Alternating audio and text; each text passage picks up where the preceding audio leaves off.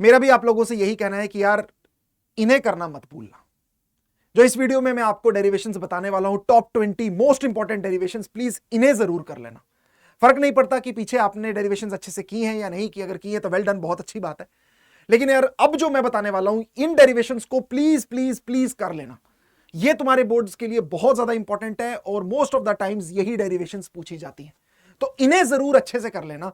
सच में तुम्हें बता रहा हूं, डेरिवेशंस की अगर तुम लोग बात करो ना, तो कम से कम तुम्हारे मैं 12 से 18 मार्क्स पक्के कर देती है, 12 से 18 मार्क्स पक्के कर देती है। तो प्लीज प्लीज प्लीज इन्हें जरूर कर लेना यार। मैं इतना स्ट्रेस दे रहा हूं इस चीज पे इसीलिए दे रहा हूं कि यार इन्हें, इन डेरिवेशंस को जरूर कर लेना। ठीक है, बच्चे बार बार पूछते रहते हैं, मैं जानता हूं बच्चे फंसते हैं डेरिवेशंस में, इसलिए मैंने ये वीडियो लेकर आया हूं जिसमें आपको बता सकूं कि कौन सी डेरिवेशंस हैं जो सबसे ज्यादा इंपॉर्टेंट है। और ये 20 डेरिवेशंस कर लो, ऐसे तो बहुत सारी डेरिवेशंस है, लेकिन इन्हें कर लो तो बहुत ज्यादा फायदा हो जाएगा। ठीक है, बीच में मैं आपको यह भी बताऊंगा कि कौन सी डेरिवेशंस है जो थोड़ी ट्रिकी है, जिन पे ज्यादा जोर देना है, जिन्हें बार बार रिवाइज करना है, क्योंकि उनमें कुछ ऐसे स्टेप्स होते हैं जो भूल जाते हैं, तो वो ट्रिकी डेरिवेशंस भी तुम्हें जरूर बताऊंगा। ठीक है, तो हम लोग स्टार्ट करते हैं। सबसे पहले अगर बात की जाए तो देखो, सबसे पहले आपका आ जाता है electric field due to infinite uniformly charged wire. ठीक है, गॉस लॉ कैसे आती है, आसान ही है, हो जाएगी आराम से। Torque on a dipole in electric field, ये भी आसान है, हो जाएगी बड़ी आराम से, लेकिन बहुत ज्यादा इंपॉर्टेंट है। Electric potential due to dipole, ये ट्रिकी है। अगर तुम एनसीईआरटी वाली देखोगे ना, भाई साहब पसीने छूट जाते हैं, पसीने छूट जाते हैं उसको करते करते। ठीक है, तो ये ट्रिकी है, इसको अच्छे से करना और इंपॉर्टेंट भी है। नेक्स्ट आपका आ जाता है capacitance of partially field parallel plate capacity, जिसमें डाइलेक्ट्रिक आपका इंसर्ट कर देते हैं, उसकी वजह से फिर कैपेसिटेंस निकालनी होती है, तो ये भी बहुत ज्यादा इंपॉर्टेंट है।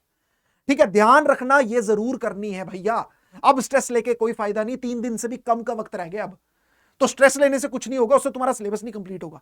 अब लॉजिकली सोचना स्टार्ट करो, स्ट्रेस को साइड पे रखो और ध्यान दो कि टीचर तुम्हें क्या बता रहा है, उस चीज पर फोकस करो और वो चीज फॉलो करो, जरूर अच्छे मार्क्स स्कोर लेकर आओगे, मैं गारंटी के साथ ये बात बोलता हूं। नेक्स्ट अगर हम लोग बात करें relation between electric current and drift velocity, जो आपका रिलेशन आता है I इज टू NAVD, वो बहुत ज्यादा इंपॉर्टेंट है, उसे अच्छे से कर लो। नेक्स्ट आपका magnetic field intensity due to circular current carrying loop, उसके एक्सिस पे हम लोग जो निकालते हैं μ0/2I/2/r²/3/2, बहुत ज्यादा इंपॉर्टेंट है, करके जानी है ये। Magnetic force between two parallel current carrying wires, important है। यहां से 1 एम्पेयर की डेफिनेशन है, वो भी पूछ ली जाती है, 5 मार्क्स का क्वेश्चन बना देंगे सीधा सीधा। सेल्फ इंडक्टेंस इंपॉर्टेंट है, म्यूचुअल इंडक्टेंस थोड़े मुश्किल है, शायद आपको करने में दिक्कत आए, लेकिन सेल्फ इंडक्टेंस तो नहीं छोड़ के जाना, चाहे कुछ भी हो जाए। ठीक है, इसे तो जरूर अच्छे से करके जाना ही जाना है, चाहे कुछ भी हो जाए। ठीक है बच्चे, इसकी अगर मैं बात करूं magnetic field intensity due to circular current carrying, ये भी ट्रिकी है थोड़ी सी, क्योंकि यहां पे कंपोनेंट लेने पड़ते हैं, बच्चे फंस जाते हैं, फिर उसमें जब साइन थीटा की वैल्यू निकालने पड़ती है तो बच्चों को पता नहीं लगता साइन थीटा की वैल्यू कहां से निकलेगी, तो ट्रिकी है, अच्छे से करके जानी है। ठीक है, आगे हम लोग चले, आरएमएस वैल्यू जो आपकी आती है, ट्रिकी है ये, क्योंकि मैथमेटिक्स इन्वॉल्व है इसमें, एवरेज वैल्यू निकालते हैं, लेकिन इंपॉर्टेंट है, जब जब मुश्किल पेपर बनाने का मन होगा इसे जरूर कंसिडरेशन में लिया जाएगा, इसे जरूर कंसिडरेशन में लिया जाएगा कि यार ये वाला बना दे क्या, क्योंकि बच्चा फंस जाता है, बच्चा अक्सर मैथ की इतनी आदत नहीं होती बच्चे को, लेकिन बहुत ज्यादा इंपॉर्टेंट है ये। तो आरएमएस वैल्यू किस तरीके से निकालते हैं हम लोग करंट और वोल्टेज के लिए, ये आपको निकालना आनी चाहिए। ठीक है, इसके बाद अगर बात करें रिफ्रैक्शन थ्रू स्फेरिकल सरफेस, ये भी ट्रिकी है, ये भी भैया ट्रिकी है।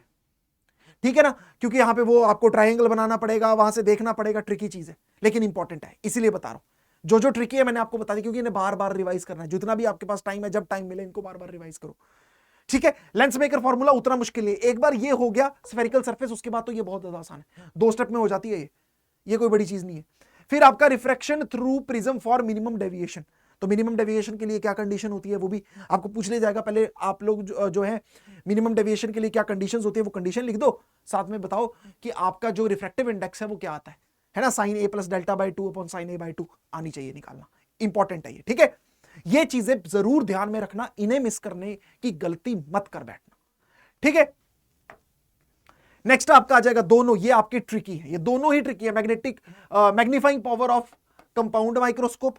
ठीक है, दोनों केस के लिए एक भी आ जाएगा तो दूसरा तो आसान से हो जाएगा, लेकिन जो पर्टिकुलरली मैं बोलूंगा जो आपका आता है नियर पॉइंट के लिए ना, वो तो जरूर करके जाना, जो नियर पॉइंट के लिए आता है, और साथ में आपको डायग्राम भी आनी चाहिए उसकी बनाना, तो डायग्राम के साथ डेरिवेशन की प्रैक्टिस करना। ठीक है बच्चे, और एक आपको प्रो टिप देता हूं, बहुत ज्यादा इंपॉर्टेंट है यार, जब भी इन चीजों की डायग्राम बनाओगे तो डायग्राम छोटी मत बनाना, तुम जानते हो ऑन स्क्रीन मार्किंग होने वाली है, तो आपके पेपर स्कैन होगा, तो स्कैन होने में वही डायग्राम्स अच्छी लगेंगी जो बड़ी बड़ी डायग्राम अच्छे से बनाई होगी। पेज की कोई कमी नहीं होती है, अच्छे खासे पेज होते हैं, अच्छे से तुम्हारा पेपर हो जाएगा। एक पेज में बनाओ अच्छे से डायग्राम, क्या दिक्कत है ना। स्पेशियस रखो, अच्छे से पता लगना चाहिए ये वी है, ये एफ है, ये वी, ये आपका हाइट आ रही है, ये किस तरीके से डी की ये पूरा आपको दिखना चाहिए डायग्राम में। तो बड़ी डायग्राम बनाना, अच्छे मार्क्स मिलेंगे। सेकंड आपका ये भी ट्रिकी है, मैग्नीफाइंग पावर ऑफ टेलीस्कोप, ये भी इंपॉर्टेंट है भाई, ये भी इंपॉर्टेंट है, ये भी ट्रिकी होती है। ठीक है, तो इसकी भी डायग्राम सेम जैसे आपका कंपाउंड माइक्रोस्कोप में आता है उसी तरीके से टेलीस्कोप में दोनों आपको आ जानी चाहिए। ठीक है, ये वेव ऑप्टिक्स में ये एक ही है और बहुत ज्यादा इंपॉर्टेंट है, इससे ज्यादा इंपॉर्टेंट और कुछ नहीं है। ठीक है, लॉज ऑफ रिफ्लेक्शन और रिफ्रैक्शन जो है हाइजीन्स प्रिंसिपल से जब प्रूव करते हैं कि उसमें ट्रायंगल बनाना पड़ता है, ये ट्रिकी होता है, बच्चा फंस जाता है इसमें। वो किस तरीके से, क्योंकि आपको पता है रिफ्लेक्शन वाले में आपने देखा होगा आरएचएस है ना, उसकी हेल्प से हम लोग कॉन्करेंट ट्रायंगल्स देखते हैं और फिर हम लोग प्रूव करते हैं I is equals to R. Tricky चीज है, वो बच्चा भूल जाता है, तो बार बार रिवाइज जरूर कर लेना।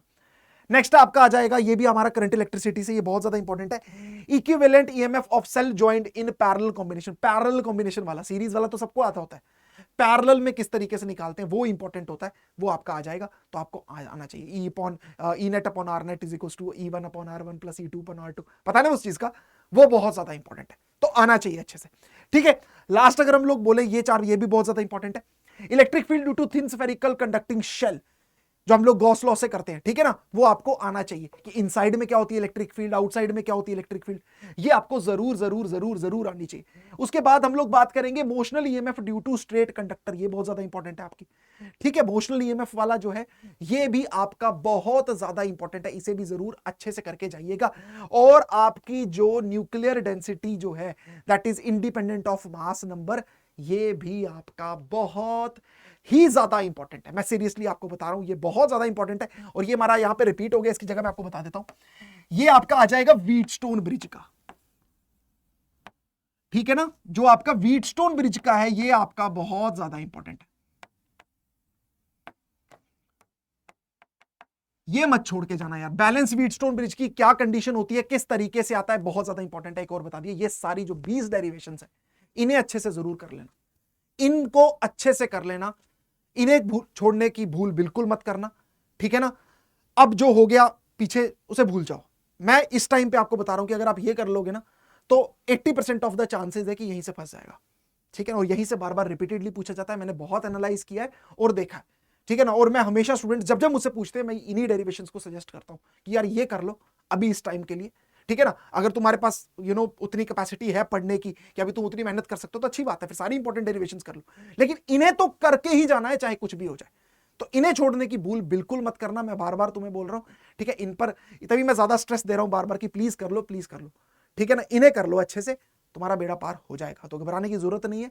इन्हें पढ़ लो, बार बार रिवाइज कर लो, तुम जरूर अच्छे मार्क्स लेके आओगे, ये तुम्हारे निशान सर का वादा है तुमसे। है ना, जब जब तुम्हें जरूरत पड़ेगी मैं जरूर आऊंगा वीडियो लेकर, तुम्हें पढ़ाऊंगा भी, बताऊंगा भी, गाइड भी करूंगा किस तरीके से पढ़ना है।